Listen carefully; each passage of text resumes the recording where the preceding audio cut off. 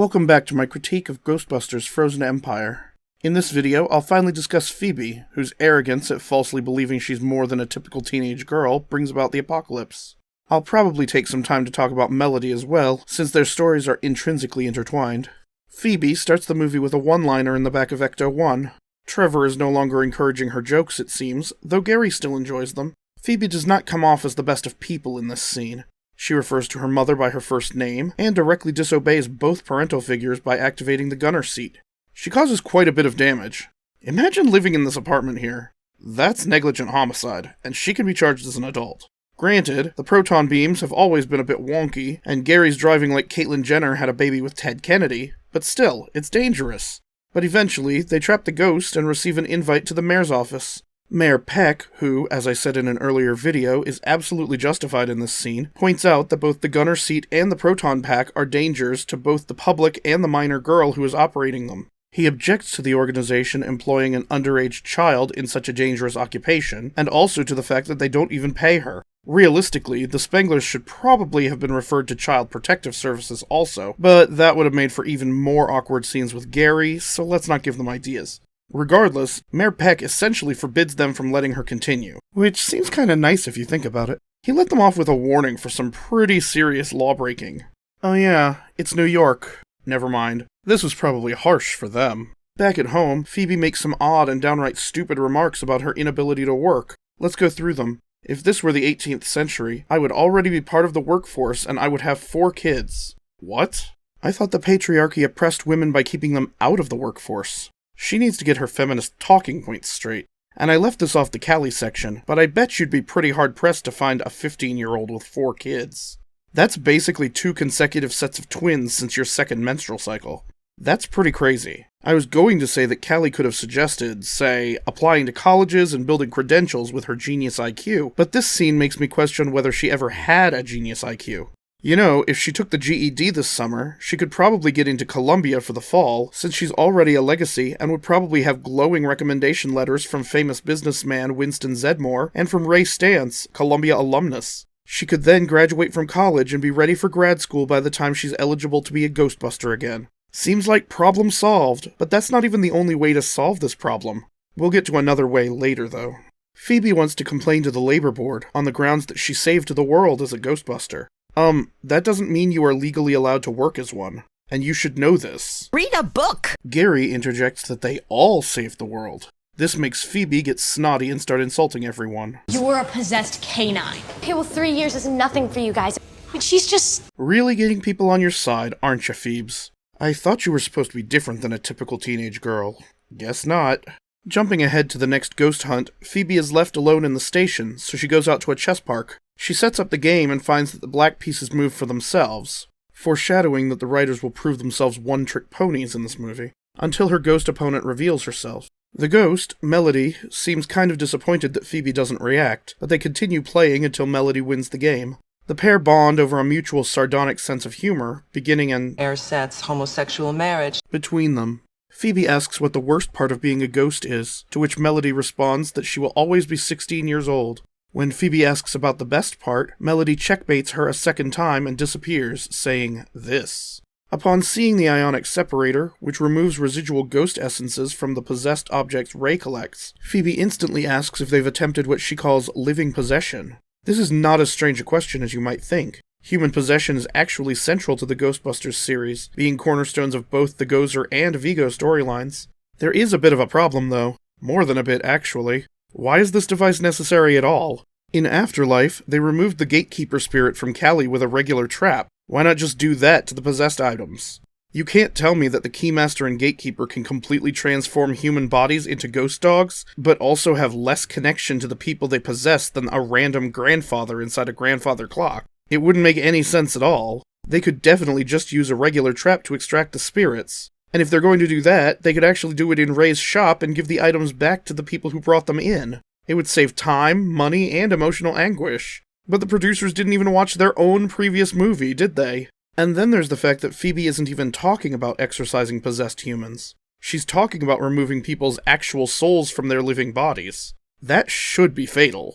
It would undoubtedly be unethical at the very least. I'll get to that in another video.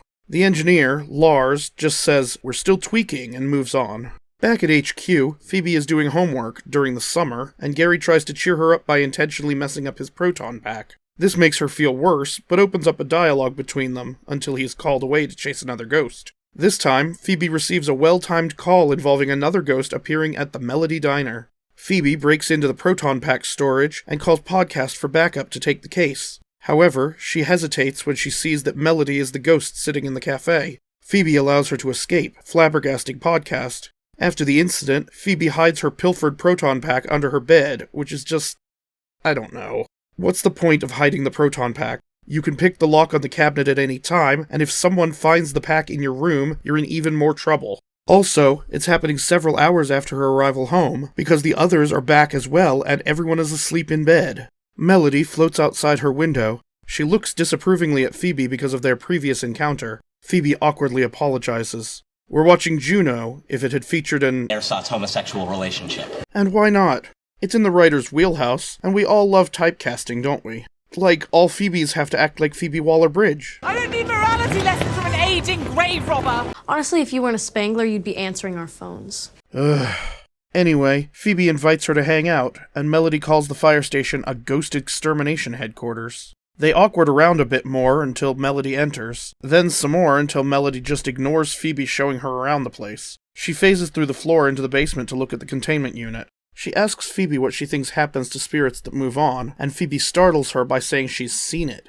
The ghost's particles separate and rejoin the universe because of quantum physics, although I think she just means the law of conservation of energy, which isn't specific to quantum physics. Not a big deal, though. Melody seems skeptical, but hopeful, because she says her family is already on the other side. She also plays with what Phoebe calls a Becker object, a matchbook with a single matchstick perpetually inside, probably the one she lit that burned down her house and killed her family. Phoebe makes a dark joke about Melody not being able to move on because she killed her family. Explaining it sounds weird, but it sort of fits the tone of their budding ersatz homosexual marriage. Namely, it kinda sounds like something Juno would say in this situation. I'm not Juno, okay, home slice?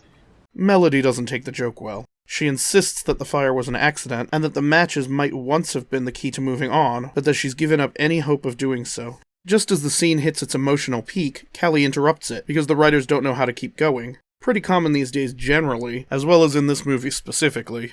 I mean, it just happened with Gary's speech a few minutes ago, too. It seems the mantra is, if you don't know how to write emotional content, bring the scene to the edge of it, then interrupt it abruptly so that you can move on. People in the audience definitely won't notice that you do it in pretty much every scene, will they?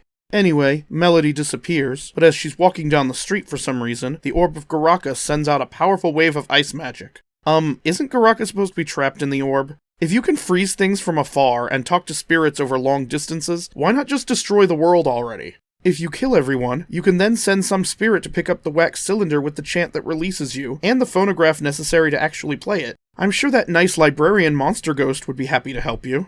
And what is the point of the orb if Garaka still has the ability to freeze cities while trapped inside it? Movie, make up your mind about the mechanics. Speaking of, Melody is told by Garaka that she needs to speed up their plan. She has second thoughts about involving Phoebe, but Garaka tells her that there's no one more gullible than an evil teenage girl that thinks she's smarter than everyone. I mean, that's why he's using Melody, so it's definitely why Melody should use Phoebe. Why does Garaka negotiate with Melody? She's been convinced to help him. Why? He has the power to control spirits, even from far distances. He controls the possessor spirit over the same distance for the span of the entire movie. Why is Melody special enough to deserve free will on this? And we can expect that it definitely won't totally screw Garaka over later, can't we?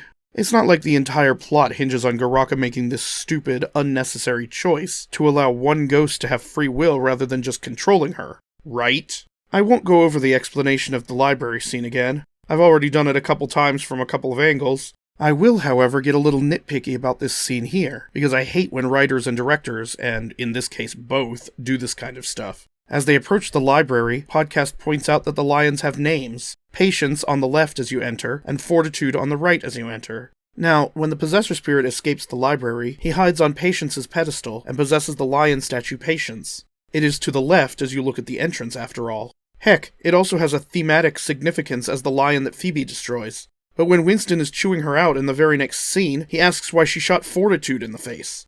Now, I absolutely hate this scene with Winston. He is essentially saying that because the lions encouraged children to come to the library, she should have allowed it to crush and kill her. Are you daft, man? I mean, look at the damage just a small part of its head did to this cop car. And like I said for the Ray Winston scene, this incident is not Phoebe's fault.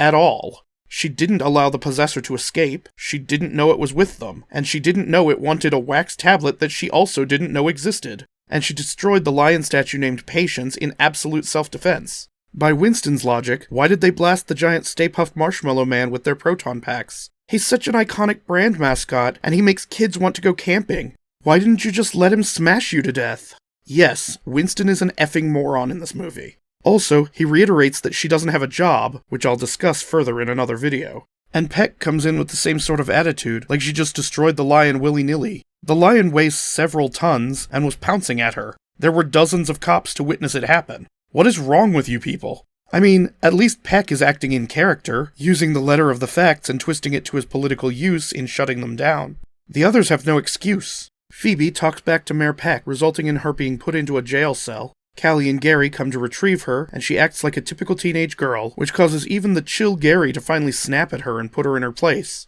I said it in an earlier video, I am the most on Phoebe's side in this scene, and I also want her slapped across the face. What a bitch. Yes, you are demonstrably in the right here. You are even being treated unfairly, but your attitude is not winning anyone over and you need to change it. It is making everything worse and driving away anyone who might be on your side, including the audience. And yes, I know that's part of the point of what's happening here. She needs to think that only Melody understands her, and if only they could continue their Ersatz homosexual relationship. By kissing under the moonlight as two spirits, all of their problems would go away. But this is so stupidly solvable by a slight attitude change. If she weren't such a narcissistic monster by dint of her age and sex, none of this would be happening. Also, if she had good parents, but we can't expect Callie to care until she almost freezes to death, can we? When they get home, Phoebe expresses sadness that this might be the last night they ever spend in the firehouse, so naturally, she immediately sneaks out to see Melody. In doing so, she misses a pivotal scene with Gary so that she can be waiting in the chess park for Melody to show up. Phoebe laments that the only person who understands her is dead, and Melody says that it's a shame they can't exist on the same dimensional plane. Phoebe then says that there's a way to do it. She's referring to the ionic separator, removing her own soul from her body. She says it's experimental. Duh. Never tried because it's crazy is more accurate. She says it's not fatal. How would she know this? Removing a soul should be fatal. That's literally what death is. And she says it's temporary. What about that machine, which takes a spirit out of an object and automatically sucks it into a second chamber where it exposes it to a ghost trap, seems temporary? She's just making stuff up, and she's even changing how the machines work, even though she's never operated them. Melody plays coy, telling her that she doesn't want Phoebe to get into more trouble, to which Phoebe replies, What else can they do to me? What a stunning lack of imagination to think that absolutely no punishment is the worst thing that can happen to her. Typical teenage girl. Together, they break into Winston's Ghost Zoo Aquarium lab. Phoebe goes immediately to the ionic separator device, while Melody is drawn to Garaka's orb. She completely understands the controls, and sets a timer, on a device meant to permanently remove spirits from inanimate objects. Why would that even be a feature?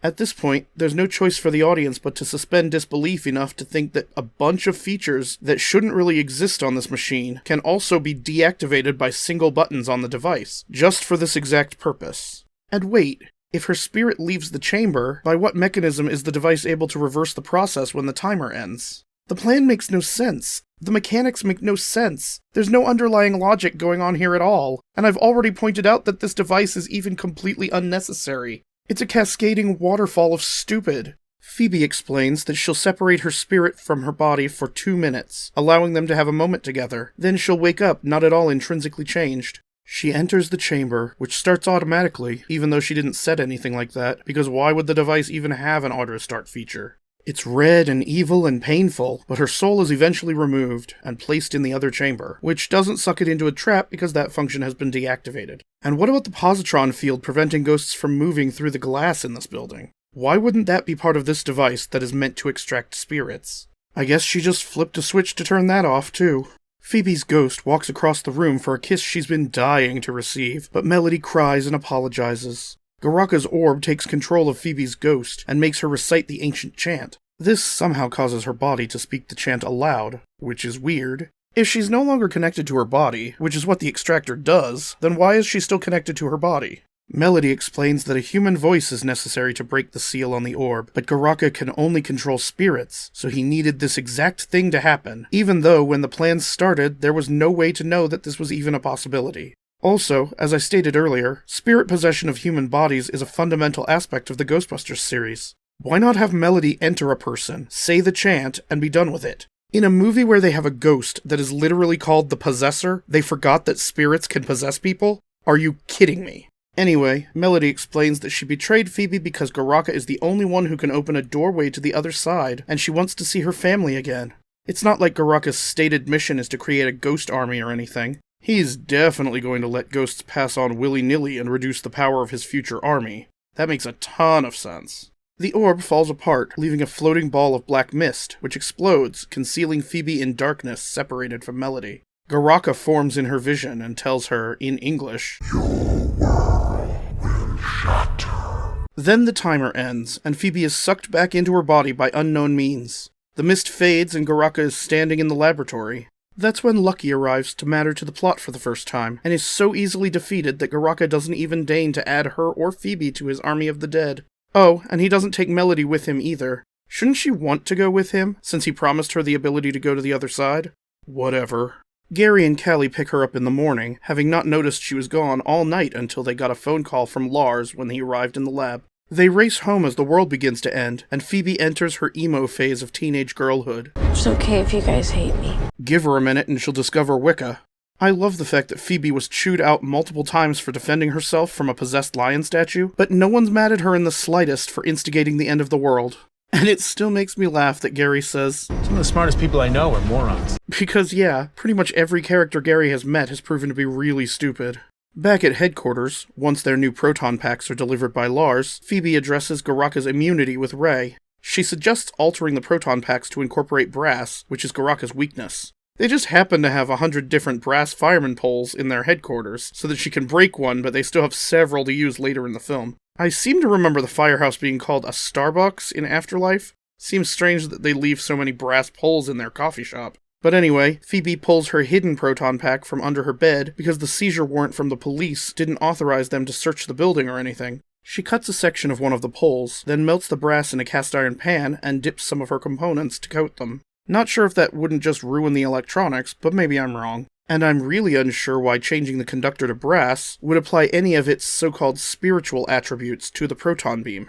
But whatever, I've been giving a lot of benefit of the doubt to this movie, so why not a little more? What I won't forgive is that Phoebe only upgrades her own pack. She could very easily have done this for at least a few more. They seem to have plenty of time. But no, the other Ghostbusters don't get special upgraded Garaka defeating powers, just Phoebe. And not only that, but she leaves them high and dry for most of the battle, instead trying to talk to Melody in the basement as her family is, well, not dying, but only because of their thick plot armor. She asks Melody if any of their Ersatz homosexual marriage was real, and Melody responds, flippantly, that Phoebe losing at chess was real. Dr. Kane, report to the burn unit. Melody says that all she wanted was to see her family again, and Phoebe responds that her family is upstairs. Yeah, they're upstairs, completely impotent because you were the only one with a working proton pack, and you were here with Melody. Phoebe says that Garaka can't help Melody move on. Only she has that power.